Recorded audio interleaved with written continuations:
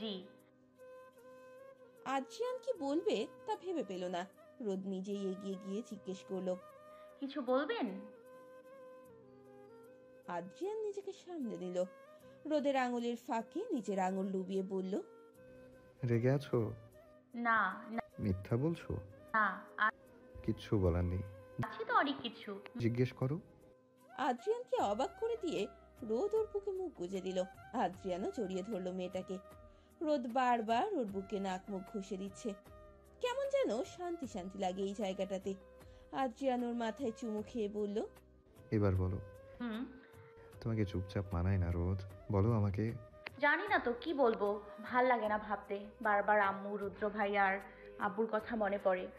আমার বাসা, আমার ঘর, আমার পরিবার সব কেমন দূরে চলে যাচ্ছে। নিজের বাসায় যেতে পারি না আমি, যেখানে জীবনে এক রাত আম্মু ছাড়া ছিলাম না, সেখানে দিব্যি মাস কাটিয়ে দিচ্ছি তাকে ছাড়া। রুদ্র ছাড়া, ভাইয়া ছাড়া কিভাবে থাকি আল্লাহ জানে। আমার ভাবতে দম বন্ধ লাগে। দেখুন ওরাও কেমন আমাকে আপনার বাসায় যাওয়ার জন্য আমার বাসায় যাওয়ার জন্য আপনার অনুমতি নেয়। হুট করেই পাল্টে গেছে সব। আদ্রিয়ান এতক্ষণ শ্বাস আটকে সবটা শুনল। ভেতরে ভেতরে দগ্ধ হলো তার হৃদয়। বুকে চিনচিন ব্যথা অনুভব হচ্ছে। অনেক কষ্টে জিজ্ঞেস করলো, তুমি এখানে ভালো নেই রোদ? রোদ আবারও মুখ ঘষল। জোরে শ্বাস টেনে নিয়ে বলল, হুম, আপনি আছেন, ছোট্ট মিষ্টি আছে, পুরো পরিবার আছে, সবাই কত আদর করে। আপনাদের ছাড়া ইদানিং নিজেকে ভাবতে পারি না।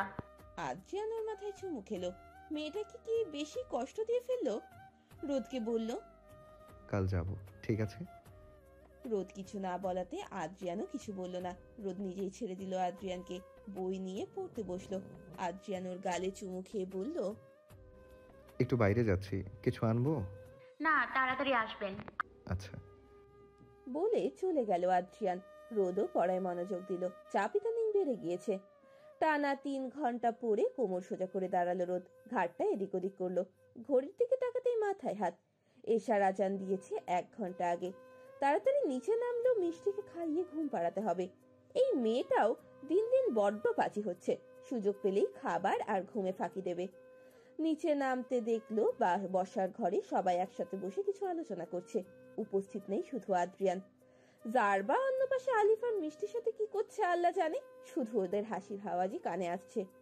রোদ বড়দের ওখানে না গিয়ে সোজা মিষ্টির ওইদিকে গেল। মিষ্টি আর আলিফকে নিয়ে বসানো টেবিলে। জারবাও বসে বসে রোদের সাথে গল্প তুলে দিল। রোদ মিষ্টি আর আলিফ দুজনকেই খাইয়ে দিল। দূর থেকে সারা দেখে একটু হাসলো। কি হতো রোদের জায়গায় ও থাকলে? আদ্রিয়ান কেন ওকে ফিরিয়ে দিল? সারা কখনো খারাপ চায় না আদ্রিয়ান বা মিষ্টির। মন থেকে ভালোবাসে সে আদ্রিয়ানকে, তাই তো রাজি হয়ে গেল বিয়ে করতে, যাতে সবাই ভালো থাকে। কিন্তু মনটাতে মানতে চায় না। একবার সে শেষ সুযোগ নিয়েই ছাড়বে। রোদ কখনো আদ্রিয়ানকে সম্পূর্ণ সুখ দিতে পারবে না। সারা শেষ চেষ্টা নিশ্চয়ই করবে। রাত প্রায় 12টা। আদ্রিয়ান এখনো আসেনি। রোদ দুবার কল দিলেই বলল আসছে, কিন্তু আসার নাম গন্ধ নেই তার। বেডে হেলান দিয়ে পড়ছে রোদ। পাশে মিষ্টি ঘুমাচ্ছে। এমন সময় আদ্রিয়ান রুমে ঢুকে সোজা ওয়াশরুমে ঢুকে পড়লো। ফ্রেশ হয়ে চেঞ্জ করে সোজা রোদের কোলে মাথা দিয়ে শুয়ে পড়লো। নিজের কপাল নিজেই টিপে বলল, বউ, মাথা ব্যথা করছে। রোদ আলগোছে নিজের বই বন্ধ করে পাশে রাখলো। হাত ডুবিয়ে দিল আদ্রিয়ানের চুলের ভাঁজে। আলতো করে টেনে দিল। আরাম পেয়ে চোখ বুজে রইল আদ্রিয়ান। প্রায় 1 ঘন্টার মতো ঘুমালো আদ্রিয়ান। নিশ্চয়ই অনেক ক্লান্ত। রোদ আস্তে করে ওর কপালে চুমু খেলো। ফট করে চোখ খুললো আদ্রিয়ান। রোদ তড়িৎ বেগে সরে গেল। চোখ পাকিয়ে জিজ্ঞেস করলো, আপনি না ঘুমোচ্ছেন? আদ্রিয়ান আয়েশ করে কোলে মুখ গুজে শুয়ে বলল, ঘুমাইলেই সুযোগ নাও আমার। আজব, সুযোগ কেন নিব? আপনি কি বাইরের কেউ? না তো, আমি তো তোমার একমাত্র জামাই। উঠুন, 1টা বাজে, ক্ষুধা লেগেছে আমার। এক লাফে উঠলো আদ্রিয়ান। রাগী কণ্ঠে বলল, এই মেয়ে, তুমি এখনো খাওনি?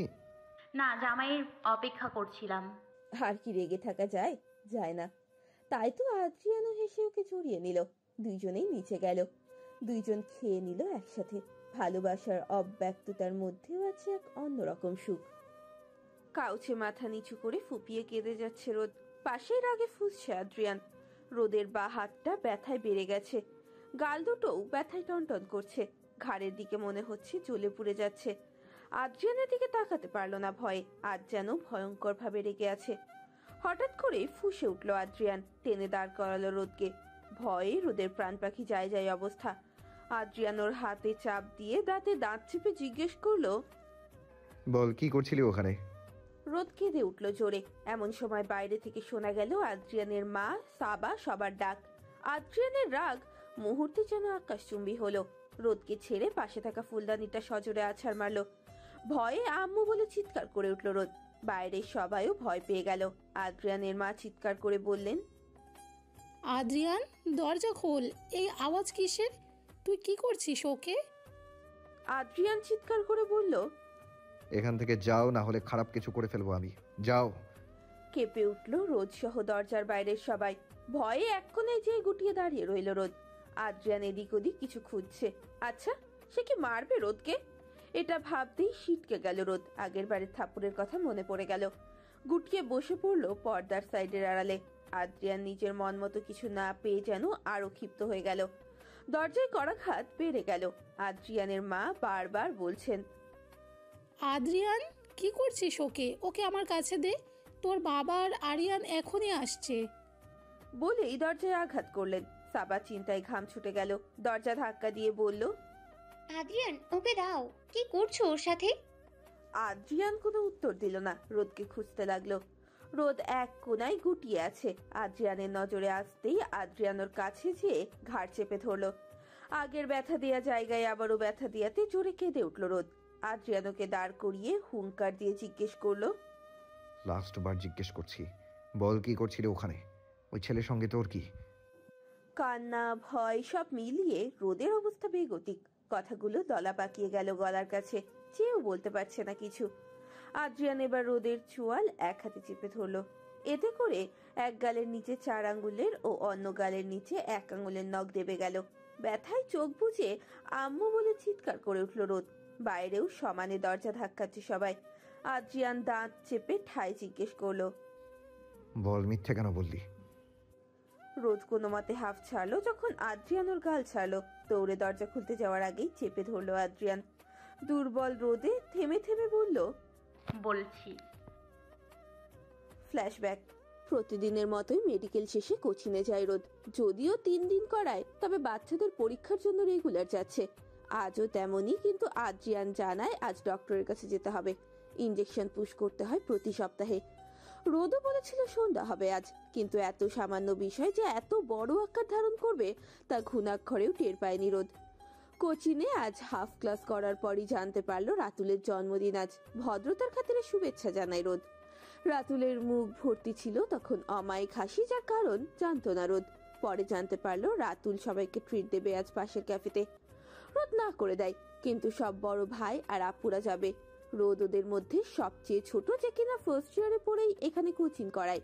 বায়োলজিতে খুবই ভালো রোদ, আর স্টুডেন্টরাও প্রশংসা করায় রোদের আর তেমন সমস্যা হয়নি। বড়দের এত করে বলার পর আর না করতে পারলো না রোদ।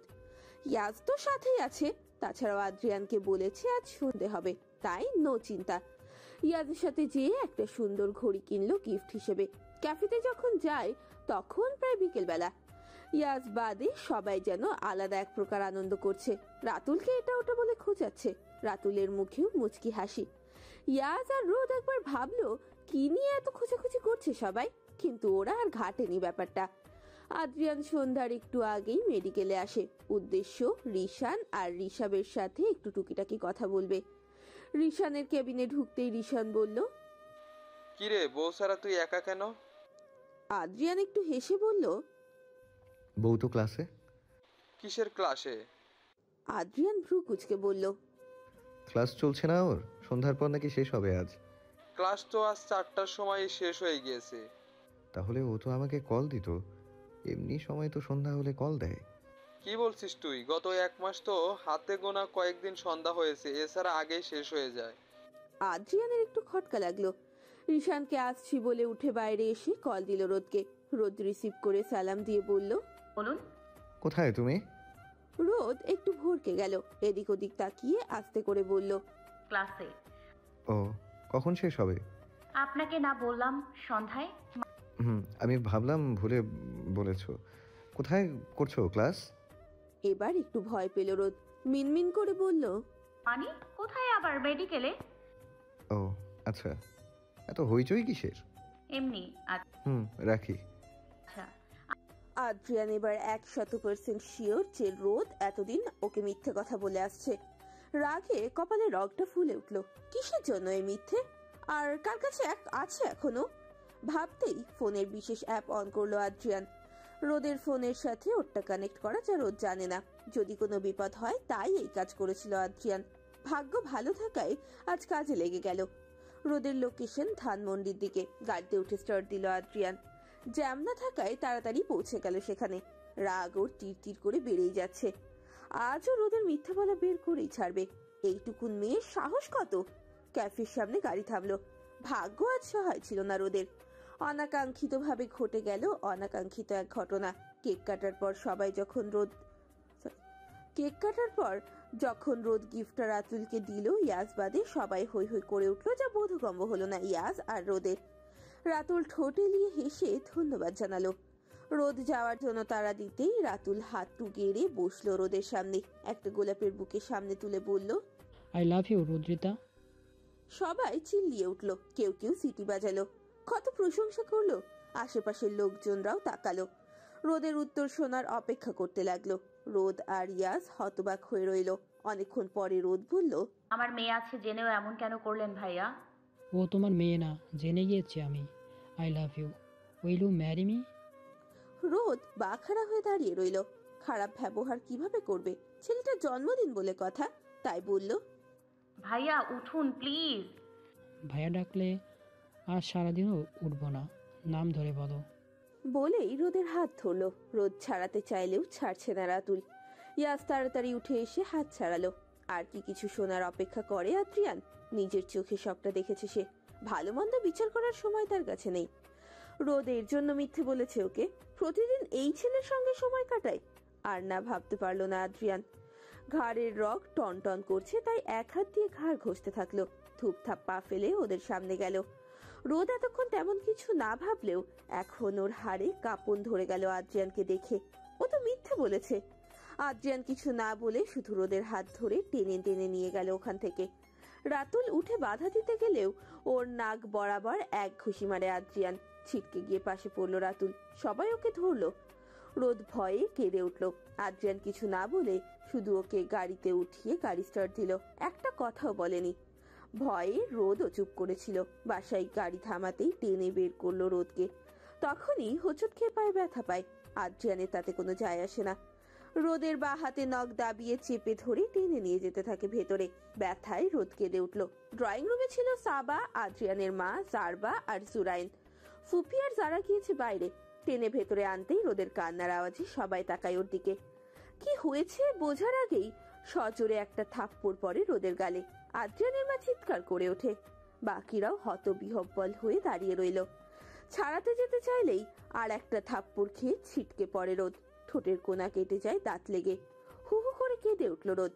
আদ্রিয়ানের মা রোদকে ধরে চিল্লিয়ে জিজ্ঞেস করলো, আদ্রিয়ান কি করছিস? আদ্রিয়ান দ্বিগুণ জোরে চিল্লিয়ে বলল, ওর সাহস কত আমাকে মিথ্যে বলে। আর আর বলতে পারলো না আদ্রিয়ান। মায়ের হাত থেকে টেনে ছাড়িয়ে নিল রোদকে। সিঁড়ি দিয়ে টেনে নিয়ে রুমে এনে দরজা লাগিয়ে দিল আদ্রিয়ান। বাইরে থেকে সবাই ডাকলেও দরজা খুলল না। বর্তমান আদ্রিয়ানের রাগ কমলেও শান্ত হয়নি পুরোপুরি। রোদ ওখানে ওই ছেলের সাথে কি সম্পর্কে ছিল? তাই শক্ত চোয়ালে জিজ্ঞেস করলো, ওই ছেলের সঙ্গে তোর কতদিনের পরিচয়? রোদের চোখ নিভে নিভে আসছে। সারা শরীরে ব্যথা অনুভূত হচ্ছে। কোনো মতে উত্তর দিল, 1 মাসের মতো। কিভাবে চিনিস ওকে? চেপে ধরে রাখা হাতটা ছেড়ে জিজ্ঞেস করতেই ঢলে পড়ল রোদ। আজ সকালের পর থেকে না খাওয়া রোদ। তার উপর এত কিছু যেন সহ্য হলো না। এতক্ষণের সমস্ত রাগ যেন নিমেষেই আতঙ্কে পরিণত হলো যখন ঢলে পড়া রোদের নাক মুখ দিয়ে লালা বেরিয়ে আসলো। ভয় পেয়ে গেল আদ্রিয়ান। চিল্লিয়ে ডাকলো, আম্মু, ভাবি। বাইরের সবাইও ভয় পেয়ে গেল। কি হলো ভেতরে? আদ্রিয়ান এভাবে ডাকছে কেন? এতক্ষণে আরিয়ানও এসে হাজির। জুরায়েন আর ও মিলে দরজা ধাক্কা দেওয়ার আগেই আদ্রিয়ান তড়িৎ বেগে তা খুলে রোদের কাছে এলো। বাকি সবাই হা হয়ে গেল রোদকে এভাবে দেখে। ফ্লোরে পড়া রোদের মাথা নিজের করে তুলল আদ্রিয়ান। হাত দিয়ে মুখে লালা মুছিয়ে দিল। অস্থির কণ্ঠে ডাকলো, রোদ, এই রোদ, কি হয়েছে? ভয় পেয়েছো? আচ্ছা আর বকবো না, দেখি ওঠো। রোদের কোনো হেলদোল নেই, চোখের পাতাগুলো শুধু একটু একটু নড়ছে। আদ্রিয়ান কোলে তুলে নিয়ে অস্থির হয়ে বলল, ভাইয়া হসপিটাল নিতে হবে, কথা বলছে না রোদ। আরিয়ান যেন রেগে গেল আদ্রিয়ানের উপর, ধমকে উঠে বলল, যা নিয়ে যা, যখন জিজ্ঞাসা করবে কি হয়েছে তখন বলিস বউ পিটিয়েছে, অসভ্য কোথাকার। বলতেই রোদকে বেডে শুইয়ে দিল আদ্রিয়ান। আরিয়ান রোদের পালস চেক করলো, জারবাকে বলল, জারবা, রুম থেকে ফার্স্ট এড বক্সটা নিয়ে আয় তো। জারবা কান্না বাদ দিয়ে দৌড়ে গেল ভাইয়ের রুমে। আদ্রিয়ান রোদকে ধরে বসে আছে, কি বলে কি করে ফেলেছে ও এখনো ভাবতে পারছে না। অন্য পাশে রোদকে ধরে আছে আদ্রিয়ানের মা। আরিয়ান নিজের মতো চেক করলো, কপালের কাটা অংশে ছোট্ট করে ব্যান্ডেজ লাগিয়ে দিল। মেডিসিন লিখে জারবার হাতে দিয়ে বলল, কাউকে দিয়ে আনা। জারবা দৌড়ে যেতে নিলেই জুরাইন বলল, জারবা দিতেই জুরাইন গেল মেডিসিন আনতে। আদ্রিয়ান রোদের দিকে তাকিয়ে রইল। আরিয়ান শক্ত কণ্ঠে বলল, আম্মু, রোদের মা বাবাকে খবর দাও। চমকে তাকালো আদ্রিয়ান, বলে কি? তাই জিজ্ঞেস করলো, বাবা মাকে কেন খবর দিবে? দেখতে যে তাদের আদরের মেয়ের কি অবস্থা করেছিস তুই। একটু শক্ত হলো আদ্রিয়ান, সেভাবেই বলল, তুই জানিস কি করেছে ও? যাই করুক, তুই কোন সাহসে গায়ে হাত তুলিস? ও আমাকে মিথ্যে বলেছে। অন্য আটকে গেল আদ্রিয়ান। জারবা বলে উঠল, ছোট ভাইয়া, ছোট ভাবির কোনো দোষ নেই। মামি টাকা নিয়ে কথা শোনানোর পর থেকেই ছোট ভাবি কোচিংয়ে পড়ায়, আর রাতুল ভাইয়ারা কয়েকজন ফ্রেন্ড মিলে ওই কোচিং খুলেছে। ভাবির ফ্রেন্ডও পড়ে সেখানে। ভাবি যাতে নিজের খরচ নিজেই চালাতে পারে তাই কোচিং করায়। তুমি না করার পর থেকে তো ভাবি আর নিজের বাসা থেকে টাকাই নেয় না। এতক্ষণে যেন সবটা ক্লিয়ার হলো আদ্রিয়ানের কাছে। তবু একটু চাপা রাগ থেকেই গেল, কেন রোদ মিথ্যে বলল। কিন্তু সবাই এত কিছুর মধ্যেও মিস করে গেল জারবাকে জিজ্ঞেস করতে যে ও এত কিছু কিভাবে জানে। আরিয়ান আবারও বলল, আম্মু, রোদকে নিয়ে যাই। এই রুমে রাখার কি দরকার আছে? কোনো দরকার নেই। আদ্রিয়ান একটু বিচলিত হলো, রোদের হাতটা চেপে ধরে বলল, ও এখানেই থাকবে। তোকে দিয়ে বিশ্বাস পাচ্ছি না আমি। দেখ আরিয়ান, দেখা দেখি রোদের মা বাবা এলে হবে। বলে দাঁড়িয়ে গেল আরিয়ান। ওর মাকে বলল, আম্মু, রাতে রোদের ইঞ্জেকশন আমি বাসায় দিয়ে দেব, আর ওকে এখন খাইয়ে মেডিসিন দিয়ে দিও। অয়েনমেন্টও আছে, তোমার ছেলে কোথায় কোথায় আঘাত করেছে সেখানেও লাগাতে বলিও। বলেই সাবাকে নিয়ে রুম থেকে বের হলো। আদ্রিয়ান অসহায় চোখে তাকিয়ে রইল। ওর মাও ওর দিকে ফিরে তাকাচ্ছে না, জারবাও মুখ ঘুরিয়ে রেখেছে। রোদের মাথায় হাত বুলিয়ে দিয়ে আদ্রিয়ানের মা জারবাকে বলল, ওর কাছে বস, আমি খাবার নিয়ে আসি। বলে উঠে গেলেন উনি। জারবা বুঝলো তার ভাইয়ের হয়তো একটু স্পেস চাই। এমন সময় জুরাইন মেডিসিন নিয়ে এলে জারবা তা টেবিলে রাখে। জুরাইন আর জারবা সঙ্গে সঙ্গে বেরিয়ে গেল। আদ্রিয়ান আস্তে করে উঠে দরজা লাগিয়ে দিয়ে এলো। রোদের পরিহিত হিসাব আর ড্রেসটা খুলে দিল। ভেতরে চিকন হাতার পেট পর্যন্ত একটা ইনার পরা রোদের। ওসব দিকে খেয়াল নেই আপাতত আদ্রিয়ানের। রোদের দিকে এক ধ্যানে তাকিয়ে রইল। ঠোঁটের সাইড দিয়ে আবারও লালা বেরিয়ে আসলো, যা নিজের হাতেই মুছে দিল আদ্রিয়ান। কপালের সময় নিয়ে চুমু খেলো। কাটা ঠোঁটে কতক্ষণ নিজের ঠোঁট ডুবিয়ে রাখলো। না, কাজ হচ্ছে না, পুরোপুরি শান্তি পাচ্ছে না আদ্রিয়ান। ওয়াশরুম থেকে ভেজা টাওয়াল এনে মুখ, গলা, ঘাড়, হাত পা মুছিয়ে দিল। খেয়াল করলো পায়ে ছিলে গিয়েছে। ভেবে পেল না কখন পেল ব্যথাটা। মাথাটা কাজ করছে না, অস্থির লাগছে আদ্রিয়ানের। বুকে কেন জানি ব্যথা লাগছে। অন্য সময় রোদের এমন রূপ দেখলে হয়তো ঘোর লেগে যেত আদ্রিয়ানের, কিন্তু আজ তেমনটা হলো না। ভালো করে মুছিয়ে দিয়ে মলম লাগালো পরপর হাতে পায়ে। টেনে বুকে তুললো রোদকে। ঘাড়ের চুলগুলো সরিয়ে সেখানেও মলম লাগিয়ে দিল। নখ দেবে গিয়েছে ঘাড়ে। আদ্রিয়ান চুমু খেলো রোদের গালে, গলায়, ঘাড়ে, হাতে, পায়ে। কি করবে আর ভেবে পেল না, তাই আবারও ঠোঁট ডুবিয়ে রাখলো রোদের ঠোঁটে। ছেড়ে দিয়ে রোদকে একটা টি শার্ট পরিয়ে দিল। মাথায় হাত বুলিয়ে দিল। চোখ গলিয়ে পানি পড়লো আদ্রিয়ানের। কেন সে আজ নিজেকে শান্ত রাখতে পারলো না? কেন হাত তুললো? ভুলতে পারছে না ওই মুহূর্ত যখন রোদ আদ্রিয়ানের ভয়ে গুটিয়ে লুকিয়েছিল। কি হবে যখন রোদের মা বাবা আসবে? তারা তো আর দেবে না রোদকে। মিষ্টি কিভাবে থাকবে? আর আদ্রিয়ান, ও কিভাবে ঘুমাবে রাতে? রোদকে ছাড়া তো ঘুম হয় না ইদানিং। কিছুক্ষণ পরেই নড়ে চড়ে উঠল রোদ। আদ্রিয়ান ওর পাশে বসেছিল।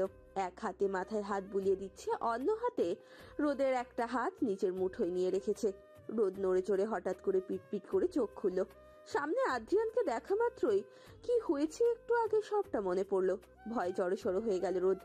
হুট করেই উঠে বসলো সে।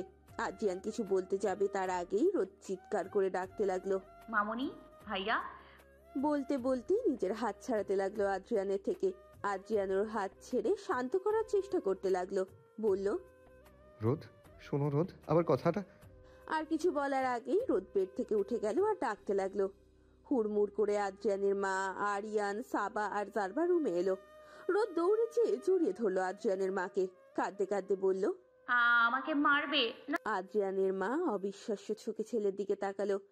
আদ্রিয়ান তা বুঝে বলল, আম্মু আমি কিচ্ছু করিনি, ও উঠেই চিৎকার করছে। ওনারা বুঝলো রোদ প্রচন্ড ভয় পেয়ে আছে। আরিয়ান বলল, রোদও মারবে না, শান্ত হবন। কে শোনে কার কথা? রোদ কেঁদেই গেল।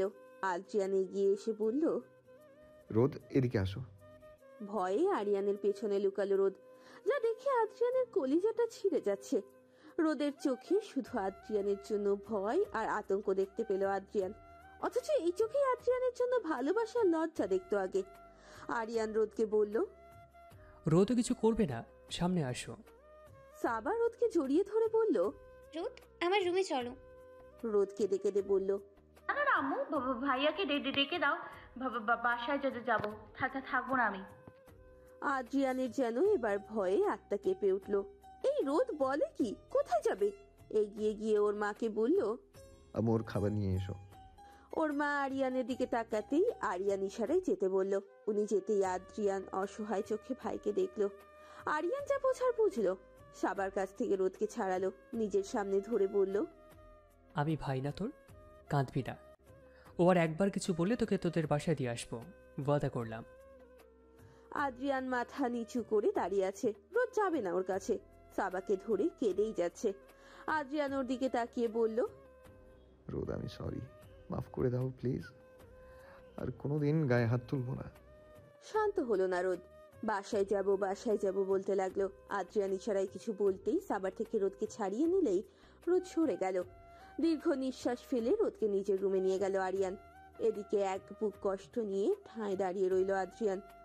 সাবার রুমে খাবার নিয়ে এলো আদ্রিয়ানের মা। রোদ এখনো সাবার বুকে ফুপিয়ে কেঁদেই যাচ্ছে, বারবার বলছে বাসায় যাব। শাশুড়ি ওর মাথায় হাত বুলিয়ে বলল, মা না, ভালো খাবি এখন। রোদ কোনো উত্তর দিল না, নিজের মতোই রইল। আরিয়ান কি বলবে ভেবে পেল না। রুম থেকে বেরোতে নিলেই দেখলো সাইডে আদ্রিয়ান দাঁড়িয়ে আছে অসহায় ভাবে। আরিয়ানকে দেখে সোজা হয়ে দাঁড়ালো। আরিয়ান ওকে নিয়ে নিচে গেল। দুইজন বরাবর বসলো। আরিয়ান বলা শুরু করলো, দেখ আদ্রিয়ান, দেখে শুনে তুই ওকে বিয়ে করেছিস, জোর করে সবটাই করেছিস। এক রাতের মধ্যে বিয়ে করলি, কতটুকু একটা মেয়ে বিয়ে করে ওর কোলে একটা বাচ্চা পর্যন্ত দিয়ে দিলি। সবই তো করেছে, ইভেন বেশি করছে। আর কি চাইছিস তুই ওর থেকে? ও যে ইম্যাচিওর তা তো তুই জানিস, তাহলে বোঝা। তা না করে গায়ে হাত তোলা। আমি এখনো বিশ্বাস করতে পারছি না তুই কিনা এত জঘন্য কাজটা করলি। কোনো উত্তর দিল না আদ্রিয়ান, মাথা নিচু করে রাখলো। আরিয়ান আবারও বলল, দেখ, না চাই তো আমি বাধ্য হচ্ছি বলতে। তুই রোদের মাঝে অনিমাকে খুঁজছিস। চোখ আর কণ্ঠ এক হলে মানুষ এক হয় না আদ্রিয়ান। অনিমার মতো ম্যাচিওর ও না যে সব কিছু বুঝবে। আর কোনোদিন এমন হলে আমি নিজে ওকে ওর বাড়িতে দিয়ে আসবো, কথাটা মাথায় রাখিস। আদ্রিয়ান বসেই রইল। এমন সময় মিষ্টি ঝাঁপিয়ে পড়লো বাবার বুকে, জড়িয়ে ধরে বলল, বাবাই, মাম্মা কোথায়? আদ্রিয়ান চমকে উঠলো। এখন কি করবে সে? রোদ তো আর এখন ওই অবস্থায় নেই যে মিষ্টিকে সামলাবে। রাদের বাবা চাচারা মিলে সিদ্ধান্ত নিয়েছেন রাত আর সাইফার বিয়েটা ধুমধাম করে দেবেন। একে তো মেয়ের বিয়ে হুট করে হয়ে গেল, এখন যদি ছেলেও এমন হয় তাহলে এলাকার লোকজন কি ভাববে? তাছাড়াও এলাকায় খান পরিবারের একটা নাম ডাক আছে।